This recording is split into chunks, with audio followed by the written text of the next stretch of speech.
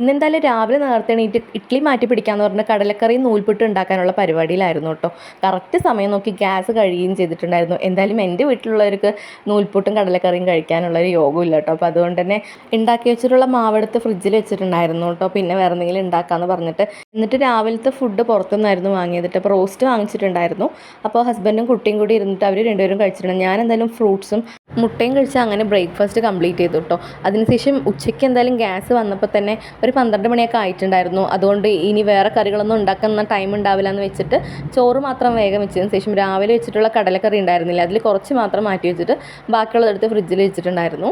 എന്നിട്ട് ഉരുളക്കിഴങ്ങ് ഫ്രൈ ഉണ്ടാക്കാമെന്ന് പറഞ്ഞിട്ട് ഹസ്ബൻഡ് പറയുന്നുണ്ടായിരുന്നു. അപ്പോൾ അതുകൊണ്ട് ഉരുളക്കിഴങ്ങ് ഫ്രൈ ഉണ്ടാക്കാനായിട്ടുള്ള ആവശ്യമുള്ള സാധനങ്ങളൊക്കെ എടുത്തിട്ട് എല്ലാം അരിഞ്ഞ് കൂട്ടി വെച്ചിട്ടുണ്ടായിരുന്നു. ഉരുളക്കിഴങ്ങ് ഫ്രൈ ഉണ്ടാക്കാനായിട്ട് ആദ്യം തന്നെ ചട്ടിയിൽ കുറച്ച് വെളിച്ചെണ്ണ ഒഴിച്ചിട്ട് വലിയുള്ളി അതേപോലെ വെളുത്തുള്ളിയും കറിവേപ്പിലയും കൂടി ഇട്ടിട്ട് നന്നായിട്ട് മൊരിയിച്ചെടുക്കണം. അതിനുശേഷം അരിഞ്ഞു വെച്ചിട്ടുള്ള ഉരുളക്കിഴങ്ങും കൂടി ഇട്ടിട്ട് നന്നായിട്ടൊന്ന് മൊരിയിച്ചതിന് ശേഷം കുറച്ച് നേരം ഒന്ന് മൂടി വയ്ക്കുക കേട്ടോ. മൂടി വെച്ചിട്ട് കുറച്ച് വേവാകുന്ന സമയത്ത് അതിലേക്ക് കുറച്ച് ഉപ്പും മഞ്ഞൾപ്പൊടിയും മുളക് പൊടിയും കൂടി ഇട്ടിട്ട് നന്നായിട്ടൊന്ന് ഇളക്കിയിട്ട് കുറച്ച് നേരം കൂടി ഒന്ന് അടച്ച് വെച്ച് വേവിക്കുക. എന്നിട്ട് രണ്ട് സൈഡും മറിച്ചിട്ട് നന്നായിട്ട് ഇളക്കി കൊടുക്കുക കേട്ടോ. ഇളക്കി കൊടുത്തിട്ട് നന്നായി മുരിയിച്ചെടുത്ത് കഴിഞ്ഞാൽ ഉരുളക്കിഴങ്ങ് ഫ്രൈ റെഡിയായി. അപ്പോൾ തൈര് ചോറിൻ്റെ കൂടെയൊക്കെ നല്ല ടേസ്റ്റ് ആയിരിക്കും കേട്ടോ ഈ ഒരു ഫ്രൈ. അപ്പോൾ ഞാൻ ഫുഡ് കഴിക്കാൻ വിളിച്ചപ്പോൾ അവർക്ക് പിന്നെ മതി എന്ന് പറഞ്ഞപ്പോൾ ഞാൻ ആദ്യം കഴിക്കാൻ ഇരുന്നിട്ടുണ്ടായിരുന്നു.